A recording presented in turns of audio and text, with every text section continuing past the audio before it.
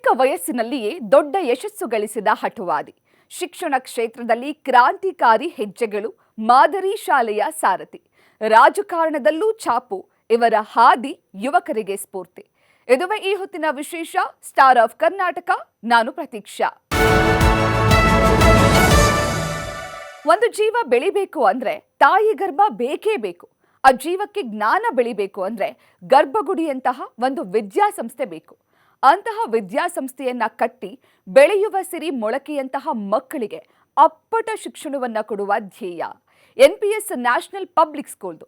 ಇಲ್ಲಿ ಓದುವ ಮಕ್ಕಳು ಜ್ಞಾನವಷ್ಟೇ ಅಲ್ಲ, ಸಮಾಜದಲ್ಲಿ ಬದುಕೋ ಶಕ್ತಿಯನ್ನ ಪಡೆದುಕೊಳ್ತಾರೆ, ದೇಶದ ಆಸ್ತಿಯಾಗಿ ಹೊರಹೊಮ್ಮಿದ್ದಾರೆ. ಇದು ಬರೀ ಶಿಕ್ಷಣ ಸಂಸ್ಥೆಯಲ್ಲ, ಓದಿನ ಗರಡಿ ಮನೆ.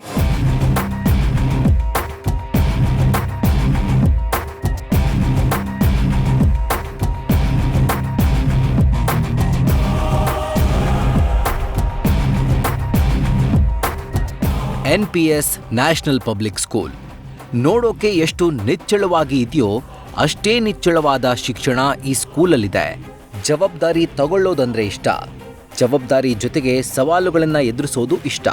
ಹೀಗೊಂದು ಮಾತನ್ನ ಹೇಳಿ ಇಡೀ ಯುವಕರ ಮಾಂಸಖಂಡಗಳಲ್ಲಿ ವಿದ್ಯುತ್ತನ್ನು ಪ್ರವಹಿಸುವಂತೆ ಮಾಡಿ, ಅತ್ತ ರಾಜಕೀಯವಾಗಿ, ಇತ್ತ ವಿದ್ಯಾದಾತರಾಗಿ, ಬಡ ಜನರ ಸ್ನೇಹಜೀವಿಯಾಗಿ ಮಕ್ಕಳ ಭವಿಷ್ಯಕ್ಕೆ ಬಂಗಾರದ ಹಾದಿ ಹಾಕಿಕೊಟ್ಟ ಸಾಧಕರು ಪ್ರಮೋದ್ ಶ್ರೀನಿವಾಸ್ ಅವರು.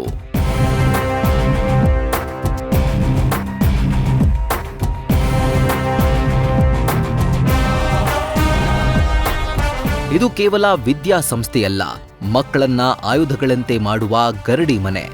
ಇವತ್ತಿನ ಮಕ್ಕಳು ತಮ್ಮ ಮುಂದಿನ ಭವಿಷ್ಯವನ್ನ ಹೇಗೆ ರೂಪಿಸ್ಕೊಳ್ಬೇಕು, ಅದಕ್ಕೆ ಯಾವ ರೀತಿಯ ತರಬೇತಿ ಮುಖ್ಯವಾಗುತ್ತೆ ಅನ್ನೋದು NPS ಸ್ಕೂಲ್ಗಿದೆ. ಹಾಗೆ ಮಕ್ಕಳನ್ನ ದೇಶದ ಆಸ್ತಿಯನ್ನಾಗಿ ಮಾಡುವ ಜವಾಬ್ದಾರಿ ಈ ಸ್ಕೂಲ್ ಹೊತ್ಕೊಂಡಿದೆ.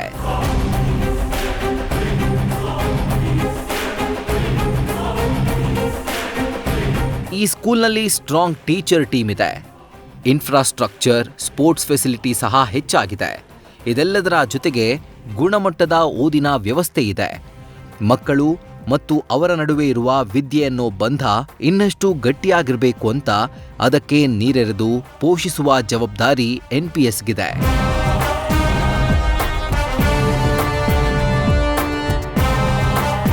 JP ನಗರ ಮತ್ತು ವರ್ತೂರಲ್ಲಿ 2 ಫ್ರಾಂಚೈಸಿ ತಗೊಂಡು ಈ ದಿನ 2 ಸ್ಕೂಲ್ಗಳ ಮಿಷನ್ ಮತ್ತು ವಿಷನ್ ಪಕ್ಕಾ ಕ್ಲಿಯರ್ ಆಗಿ ಇಟ್ಕೊಂಡು ಮುನ್ನಡೆಸ್ತಾ ಇರೋ ವಿಷನರಿ ಲೀಡರ್ ಪ್ರಮೋದ್ ಶ್ರೀನಿವಾಸ್.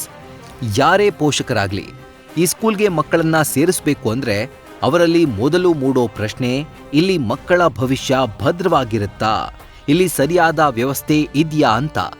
ತಮ್ಮ ಮಕ್ಕಳನ್ನ NPS ನಲ್ಲಿ ಯಾಕೆ ಜಾಯಿನ್ ಮಾಡಬೇಕು ಅನ್ನೋದಕ್ಕೆ ಉತ್ತರ ಇಲ್ಲಿದೆ, ಕೇಳಿ. ಏನಕ್ಕೆ ಜನ NPS ಶಾಲೆಗೆ ಹೋಗ್ತಾರೆ ಅಂದರೆ ಅಲ್ಲಿರ್ತಕ್ಕಂಥ ಒಂದು ಒಳ್ಳೆ ಟೀಚರ್ಸ್ ಟೀಮ್ ಆಗಿರ್ಬೋದು, ಕರಿಕ್ಯುಲಮ್ ಆಗಿರ್ಬೋದು, ಆ ಕರಿಕ್ಯುಲಮ್ನ ಹೇಗೆ ಇಂಪ್ಲಿಮೆಂಟ್ ಮಾಡ್ತಾರೆ ಅನ್ನೋ ಒಂದು ವಿಚಾರ ಆಗಿರ್ಬೋದು. ಮತ್ತೊಂದು ಕಡೆ ಇನ್ಫ್ರಾಸ್ಟ್ರಕ್ಚರ್. ನಮ್ಮ ಚೇರ್ಮನ್ ಆಗಿರ್ತಕ್ಕಂಥ ಗೋಪಾಲ್ ಕೃಷ್ಣ ಅವರು ಇನ್ಫ್ರಾಸ್ಟ್ರಕ್ಚರ್ ಮೇಲೆ ತುಂಬ ಒತ್ತನ್ನು ಕೊಡ್ತಾರೆ. ಯಾಕೆ ಅಂದರೆ ಮಕ್ಕಳಿಗೆ ಬರೀ ಓದೋದಲ್ಲ, ಓದೋದ್ರ ಜೊತೆ ಆಟನೂ ಆಡಬೇಕು ಅನ್ನೋ ಒಂದು ಉದ್ದೇಶದಿಂದ ಸ್ಪೋರ್ಟ್ಸ್ ಫೆಸಿಲಿಟೀಸ್ಗೆ ಕೂಡ ತುಂಬ ಒತ್ತನ್ನು ಕೊಡ್ತಾರೆ. ಹೌದು, ಒಂದು ಕತ್ತಿ ಶಾರ್ಪ್ ಆಗಿರ್ಬೇಕಂದ್ರೆ ಅದಕ್ಕೆ ಸಾಣೆ ಹಿಡಿತಾ ಇರಬೇಕು. ಬ್ರೈನ್ ಶಾರ್ಪ್ ಆಗಿರ್ಬೇಕಂದ್ರೆ ಸದಾ ಚಟುವಟಿಕೆಗಳಲ್ಲಿ ನಿರತರಾಗಿರಬೇಕು. ಇದೇ ಉದ್ದೇಶದಲ್ಲಿ NPS ಸ್ಕೂಲ್ನವರು ಮಕ್ಕಳಿಗೆ ಓದಿನ ಜೊತೆಗೆ ಸ್ಪೋರ್ಟ್ಸ್ನಲ್ಲೂ ಸದಾ ಆಕ್ಟಿವ್ ಆಗಿಟ್ಟಿರ್ತಾರೆ. ಯಾಕಂದ್ರೆ ಮಕ್ಕಳು ಅಂದ್ರೆ ಸಂಸ್ಥೆಯ ವಿದ್ಯಾರ್ಥಿಗಳಷ್ಟೇ ಅಲ್ಲ, ಈ ದೇಶದ ಆಸ್ತಿಗಳು. ಇವತ್ತಿನ ಎಜುಕೇಷನ್ ಮುಂದಿನ ಮಕ್ಕಳ ಭವಿಷ್ಯದ ಅಡಿಪಾಯ ಆಗುವಂಥ ಒಂದು ನಾವೇನು ಕರಿತೀವಿ.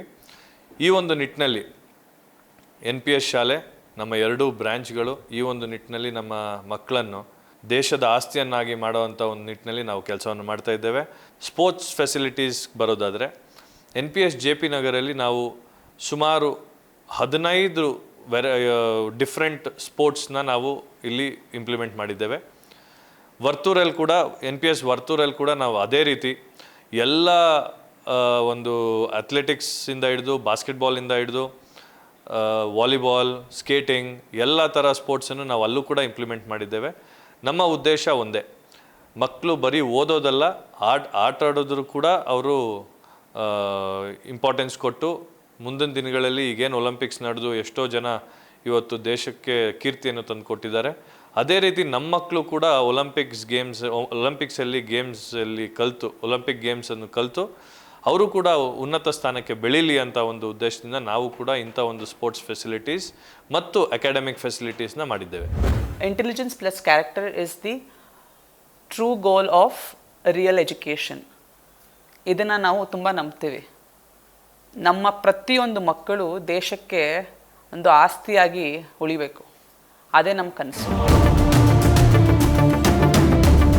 ಓದು, ರ್ಯಾಂಕ್ ಅನ್ನೋ ಸಾಮಾನ್ಯ ಅಭ್ಯಾಸದ ಜೊತೆಗೆ ಒಲಿಂಪಿಕ್ಸ್ ಲೆವೆಲ್ನಲ್ಲೂ ಮಕ್ಕಳು ಬೆಳಿಬೇಕು, ನಮ್ಮ ದೇಶದ ಮಕ್ಕಳು ಒಲಿಂಪಿಕ್ಸ್ನಲ್ಲಿ ರಾರಾಜಿಸಬೇಕು ಅನ್ನೋ ಉದ್ದೇಶದಲ್ಲಿ ಒಲಿಂಪಿಕ್ಸ್ ಜೊತೆಗೆ ಅಕಾಡೆಮಿಕ್ ಫೆಸಿಲಿಟಿ ಈ ನ್ಯಾಷನಲ್ ಪಬ್ಲಿಕ್ ಸ್ಕೂಲ್ನಲ್ಲಿದೆ. ನಮ್ಮ ಶಾಲೆಯಲ್ಲಿ ಓದೋದಕ್ಕೆ ಮತ್ತು ಸ್ಪೋರ್ಟ್ಸ್ಗೆ ಸಮಾನವಾದ ಪ್ರಾಮುಖ್ಯತೆ ನೀಡುತ್ತೇವೆ. ಏಕೆಂದರೆ ಮಕ್ಕಳಿಗೆ ಯಾವ ಮಕ್ಕಳು ಸ್ಪೋರ್ಟ್ಸಲ್ಲಿ ಚೆನ್ನಾಗಿ ಭಾಗವಹಿಸ್ತಾರೋ ಅವ್ರಿಗೆ ಆ ಸ್ಪೋರ್ಟ್ಸ್ ಮೈಂಡ್ಸೆಟ್ ಇರುತ್ತೆ.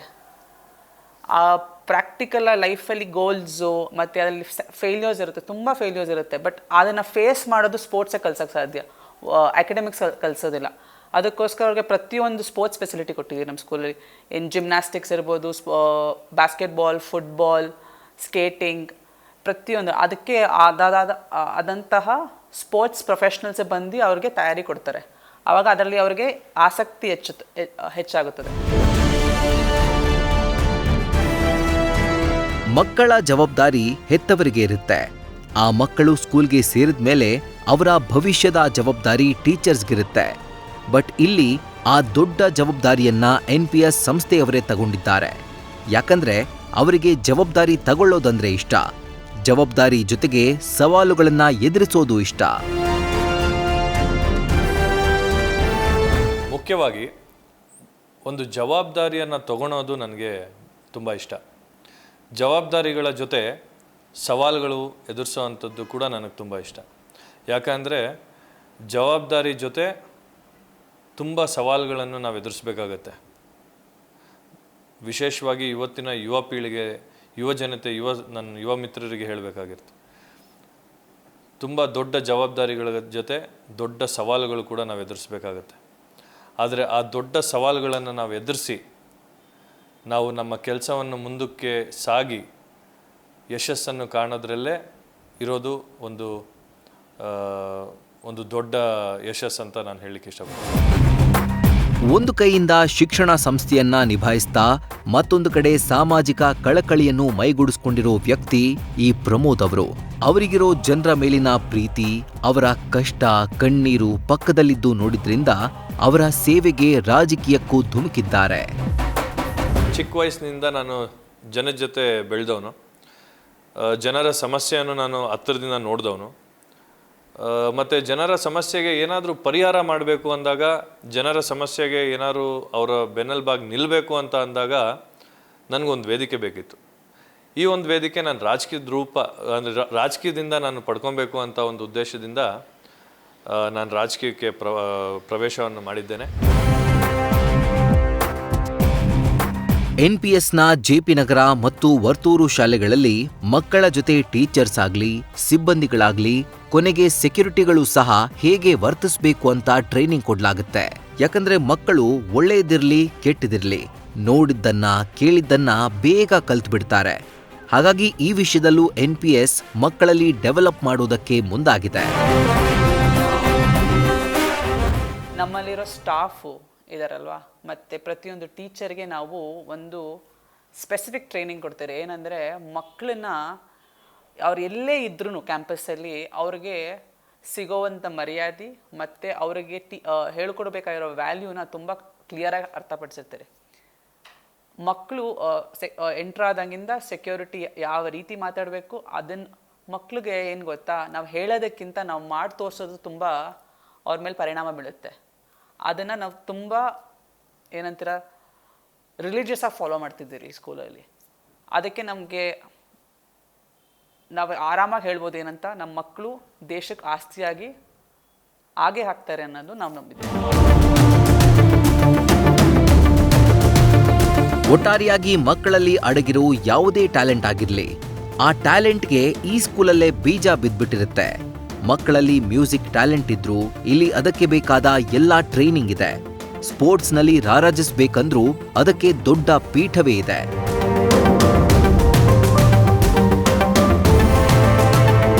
ಆಕ್ಟಿವಿಟೀಸ್ಗೆ ಒಂದು ವ್ಯವಸ್ಥೆ ಇದ್ರೆ ಓದಿಗೂ ದೊಡ್ಡ ವ್ಯವಸ್ಥೆ ಇದೆ. ಲೈಬ್ರರಿ ಅಂತೂ ದೇವಾಲಯದ ಗ್ರಂಥಗಳಂತೆ ಕಾಣುತ್ತೆ.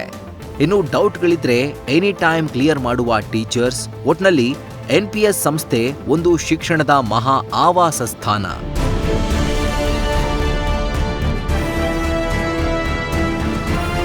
ಇವರ ಸಂಸ್ಥೆಯ ಅಂಗಳಕ್ಕೆ ಎಂಟ್ರಿ ಕೊಡ್ತಾ ಇದ್ದಂತೆ ಕೈಗಳು ತನ್ನಂತಾನೆ ಕೈ ಮುಗಿದು ಬಿಡ್ತಾವೆ. ಅಷ್ಟು ಸ್ವಚ್ಛ ಪ್ರದೇಶವಾಗಿ ಕಾಣಿಸುತ್ತೆ. ಮಕ್ಕಳು ಇಲ್ಲಿ ಯಾಕೆ ಓದಬೇಕು ಅನ್ನೋದಕ್ಕೆ ಕಾರಣಗಳು ಬೇಕಿಲ್ಲ. ಯಾಕಂದ್ರೆ ಇಲ್ಲಿ ಕಾರಣಗಳೆಲ್ಲ ವ್ಯಾಲ್ಯೂಯಬಲ್ಲೇ ಆಗಿರ್ತಾವೆ.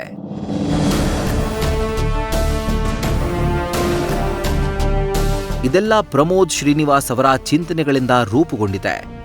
ಜನರ ಜೊತೆ ಬೆಳೆದು ಅವರ ಕಷ್ಟವನ್ನ ಹತ್ತಿರದಿಂದ ನೋಡಿದ್ದ ಕಾರಣಕ್ಕೆ, ಜನರ ಸಮಸ್ಯೆ ನೋಡಿದ್ರಿಂದ ಜನರ ಜೊತೆ ಬೆರಿಬೇಕು ಅನ್ನೋ ನಿಟ್ಟಿನಲ್ಲಿ ಪ್ರಮೋದ್ ಶ್ರೀನಿವಾಸ್ ರಾಜಕೀಯಕ್ಕೆ ಎಂಟ್ರಿ ಕೊಟ್ಟಿದ್ದಾರೆ.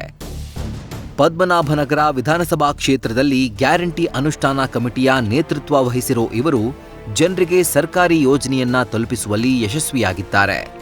ಜೆಪಿ ನಗರ ಮತ್ತು ವರ್ತೂರಲ್ಲಿ NPS ವಿದ್ಯಾಸಂಸ್ಥೆಯಿಂದ ಅಕ್ಷರ ಕ್ರಾಂತಿ ಮಾಡ್ತಾ ಇರೋ ಪ್ರಮೋದ್ ಶ್ರೀನಿವಾಸ್ ಅವರಿಗೆ news first star of Karnataka ಪ್ರಶಸ್ತಿಯಿಂದ ಸನ್ಮಾನಿಸಿದೆ.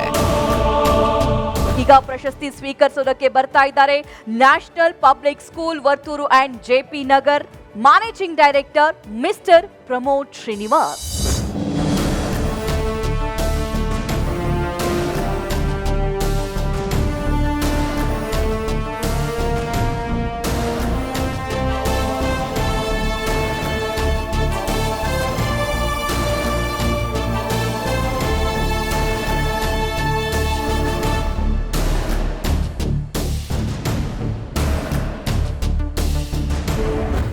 ಒಂದು ಸತಿ ನಾನು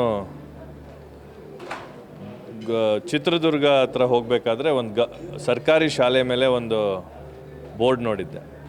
ಏನು ಅಂದರೆ, ಮಕ್ಕಳಿಗೆ ಆಸ್ತಿ ಮಾಡಬೇಡಿ ಅಂತ. ಮುಂದಾಗಿ ಮಕ್ಕಳನ್ನೇ ಆಸ್ತಿಯಾಗಿ ಮಾಡಿ ಅಂತ ಒಂದು ಬೋರ್ಡ್ ನೋಡಿದ್ದೆ. ಅದರಿಂದ ನನಗೆ ತುಂಬ ಪ್ರೋತ್ಸಾಹ ಬಂದು ನನ್ನ ಶಿಕ್ಷಣ ಕ್ಷೇತ್ರಕ್ಕೆ ನನ್ನ ಪರಿಚಯ ಮಾಡಿಸ್ಕೊಡ್ತು. ನಮ್ಮ ಯಂಗ್ ಜನ್ರೇಷನ್ ಏನಿದ್ದಾರೆ ಅವರನ್ನು ಆ ಮಕ್ಕಳನ್ನು ದೇಶಕ್ಕೆ ಆಸ್ತಿಯನ್ನು ಮಾಡೋವಂಥ ನಿಟ್ಟಿನಲ್ಲಿ ನಮ್ಮ ಶಿಕ್ಷಣ ಕ್ಷೇತ್ರಗಳು ಇವತ್ತು ಕೆಲಸವನ್ನು ಮಾಡ್ತಾ ಇದೆ.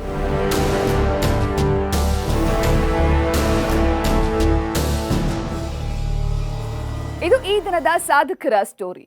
ಪ್ರತಿದಿನ ಇಂತಹ ಸಾಧಕರ ಸಾಧನೆಗಳನ್ನ ನಿಮ್ಮ ಮುಂದೆ ಇಡ್ತೀವಿ. ನೋಡ್ತಾ ಇರಿ ನ್ಯೂಸ್ ಫಸ್ಟ್, ನಿರ್ಭೀತಿಯಿಂದ ನಿಮ್ಮ ಪರವಾಗಿ.